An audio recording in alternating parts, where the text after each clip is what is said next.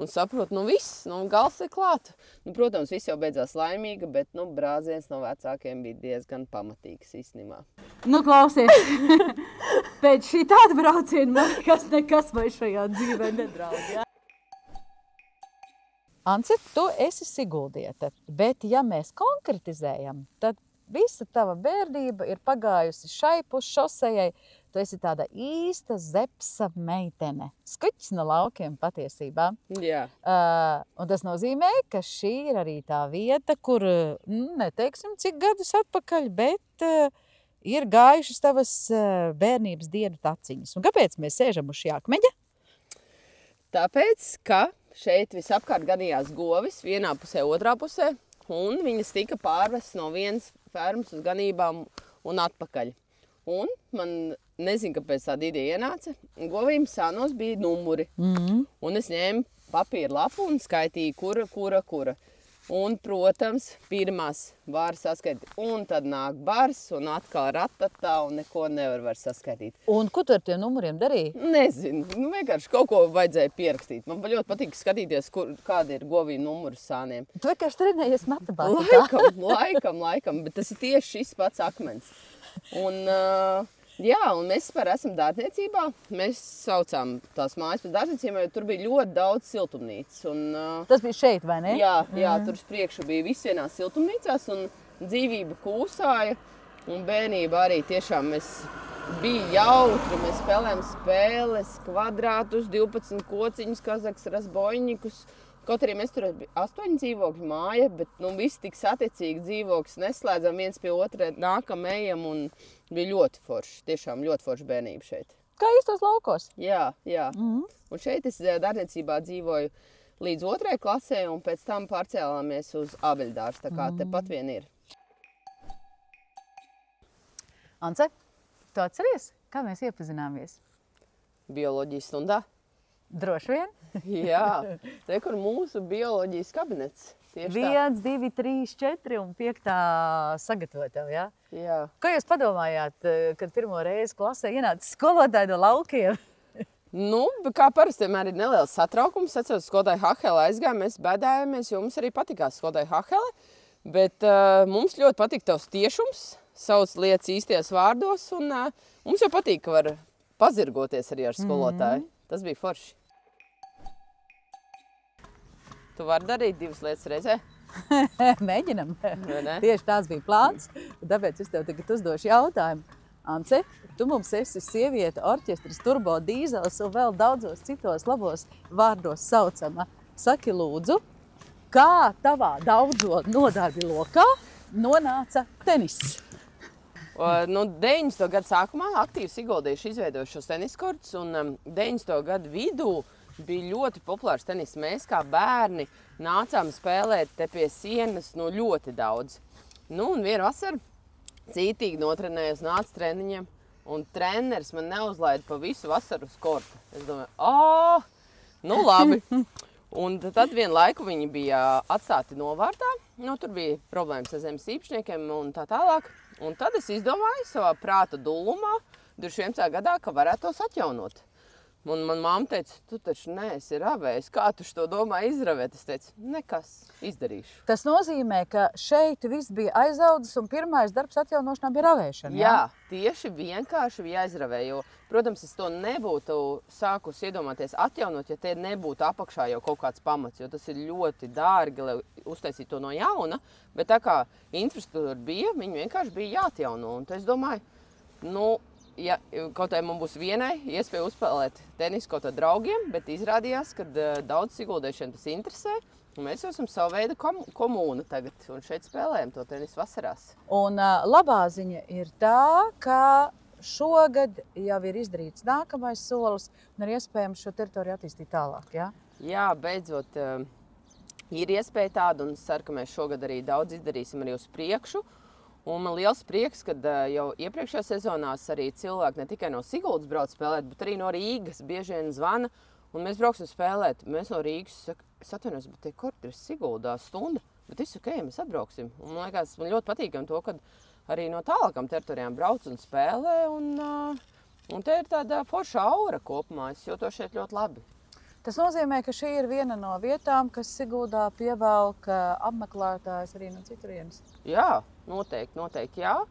Un es kopumā lepojos ar to, kā mums šeit ir sanācis. Protams, ir vēl kur augt, bet nu jā, Siguldas tenis noteikti ir ieguvis. Un cerams, ka attīstīsies arī tālāk un arī izveidosies varbūt savu veidu kaut kādas tenisa skolas un tādas veidu lietas. Ja jau bērnība, ja jau lauki, tad arī blēņas. Atklāj mums kādu savu blēņu. Ar kurām jāsākās, saka, bet... Sāc ar tādu rāmāku un tad saldā mēdienam pataupu jastrāku. Jā, nu piemēram, tiek tās siltumizslēgti ir laistīts un, protams, mēs zinām, kurš tās atslēdziņas, jo viss tiek nolikts vienā vietā un, nu, kā saka, vispār vienkāršo. Zemdepiķīša. Nē, tur bija tāds garš akmens un uz viņa stāvēja tās atslēgas. Un, protams, neskapēc Ancei viņas ir jāpaņem. Sākās panika, siltumnīca nevar aplaistīt un kaut ko. Protams, atklājās, ka tā esmu es, kur ir paņēmusi, pazaudējis un atslēgas vairs nav. Nu, protams, viss jau beidzās laimīgi, bet brāziens no vecākiem bija diezgan pamatīgs īstenībā. Un, piemēram, skolas laika blēņa.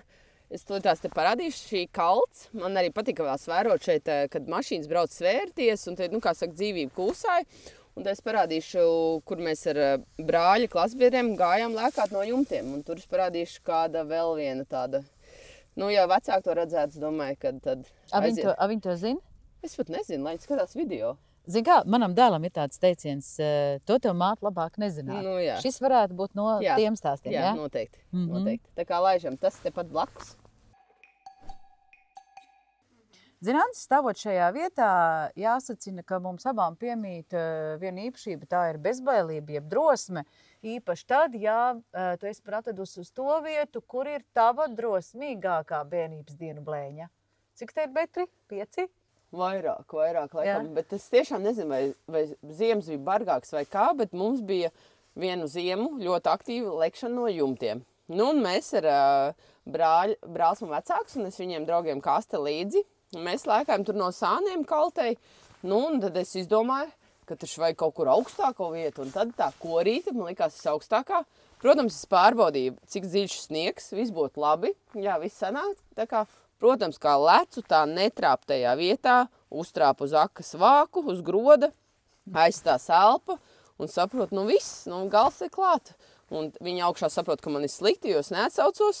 Viņi, kamēr lec lejā, nu, paldies Dievam, tā elpa atnāca pati atpakaļ. Bet, nu, jāsaka tā, ka baile un panika bija, bet, nu, viss beidzās laimīgi. Vai es vecākiem pēc tam izstāstīju to, vai es neizstāstīju, nezinu. Bet, jā, nu, tāds piedzīvojums bija. Tā kā lūdzu to labāk neatkārtot. Šo labāk neatkārtot. Nu, Klavants, šodien bija izcila silta marta diena. Tas nozīmē, ka laiks ir likt nost sniega lāpstas un laiks beigt ziemu. Un ko vajadzētu izdarīt tādām vidējām aritmētiskām siguldietiem vismaz reizi mūžā? Manuprāt, ka vajadzētu nobraukt ar lāpstu pa trasi. Es jau to esmu darījis vairākas reizes un parādīšu, kāds ir izdarāms. Tas nav vispār bailīgi. Lāpstu braukšana, jeb šovoreis, kā tauta viņu sauc, ir no 2012. gada, jā?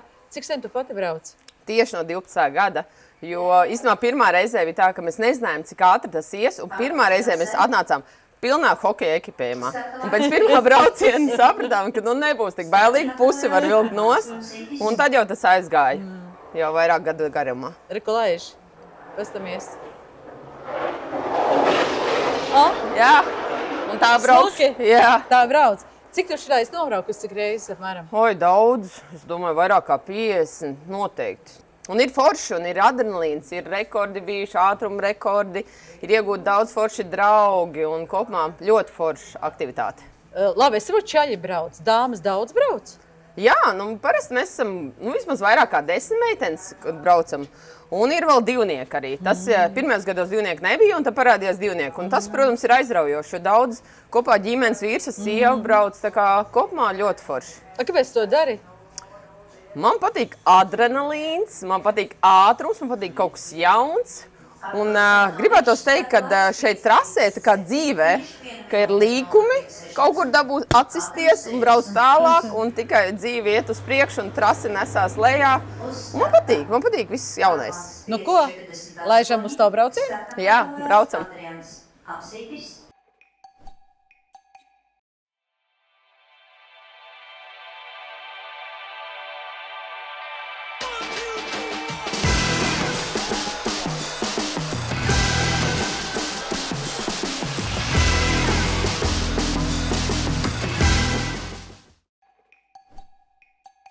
Tu jau nojaut, ko es tev prasīšu. Es esmu veiksmīgi tikusi līdz finišam, un es gribu tev piedāvāt nobraukt kopā ar manī.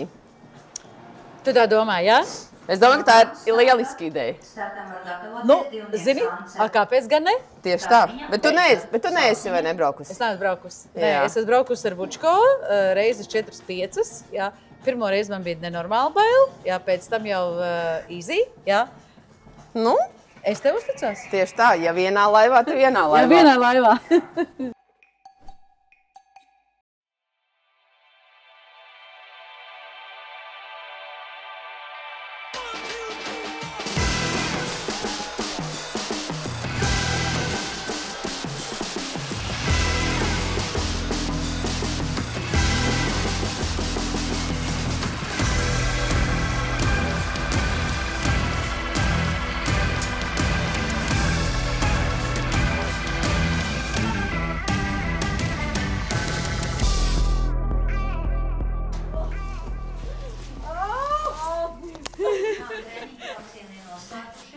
Tu domāji, ka nebūsim dzīves? Nu kā bija? Nu, klausies, pēc šī tāda brauciena man nekas vai šajā dzīvē nedraud, jā? Tieši tā. Šais ir labs rūdījums dzīvē, vai ne? Nu, kā? Bet, ja godīgi, man arī drusku viss satraukums, bet ar cietu seju un līdz galam. Vai ne? Malači. Davai. Nu, redzi, man te rokā pērnās zīles. Drīz sāks asnas dzīt un būs mazi ozoliņi. Te laikam ir vietā pateikt vienu no lietām, kā būtu, ja nebūtu. Ja nebūtu Ances kaimiņas, tad Siguldā būtu pa 3 bērniņiem mazāk, vai ne? Jā, noteikti.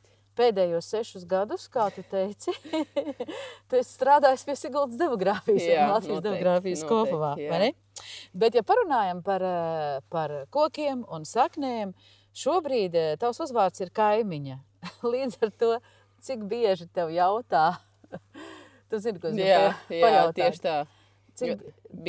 Bieži. Jo ceļš bija tā, kad es zinām, kā Ance Jankova meitas uzvārdā, un es vīram vispār piedāvāju. Tā kā es zināju, ka viņš ir kaimiņš, varbūt viņš vēlās kļūt par Jankovu. Nu, protams, viņš atteica. Es viņam teicu, nu jā, bet man taču visi jautās par Artusu vai radnieks, vai ne? Un vēl tagad, bet paldies Dievam, to jautā arvien mazāk, un es atbildu, nē, mums nav nekāda radniecība. Man vīrs ir no ērgļiem, un jā, viņam nav nekāda radniecība ar Latvijā zināmāko kaimiņu. Nu jā, un tas nozīmē, ja gribētu par tevi uzgooglēt, tad ļoti iespējams, ka par tevi kā par Anci Jankovu varētu atrast vairāk nekā par Anci kaimiņu. Jā. Ko par tevi varētu atrast? Nu jā, es kā Anci Jankova noteikti esmu aktīva dažādās sporta aktivitātēs, tāpat ir lāpu šļūkšana, piedalījusies visādās sacensībās. Patīk spēlēt arī zolīti, piemēram, tur arī varētu kaut ko tādu atrast. Tu māci slēpot uz kalna? Jā, es mācu slēpot, jā, tas man arī, es esmu instruktori kalnu slēpošanā jau vairāk kā 20 gadus. Un, jā, varētu teikt, ka tomēr kā Anci Jankova tajā brīdī bija aktīvāk. Tagad vairāk tie demogrāfijas jautājumi, bet tagad jau, kā saka, bērni jau visi māk staigāt, un tagad jau tā aktivitāte atgriežas. Un, ja labi saplānot, tad tas ir viss iespējams apvienot, bet bez vecākiem būtu švaki. Un visticamākais, ka tava bērna būs tikpat aktīva kā tu, vai ne? Viss pašlaik to liecina, jā. Tas par tām zīlēm, kas te tu pie ozola nobirst, jā. Tu jūti, cik silti? Ideāli. Saulīt silde. Un zini, kas vēl šajā dzīvē ir ideāli? Ideāli ir satikt cilvēkus, kuros tu ieraugi savus līdziniekus. Gada starpība mums ir pieklājīga, bet skatoties uz tevi, es patiesībā ļoti lielā mērā ieraugu daudzējādā ziņā sevi. Jo tu arī esi tāds cilvēks, kuram, nu, neteiksim, nekas nav neiespējams, bet nav bailes ne no kā. Ir darbs, daram. Jautājums nav, vai to var izdarīt, jautājums ir, kā to var izdarīt, vai ne? Tieši tā, tieši tā. Pasauļamies viši? Jā. Silti.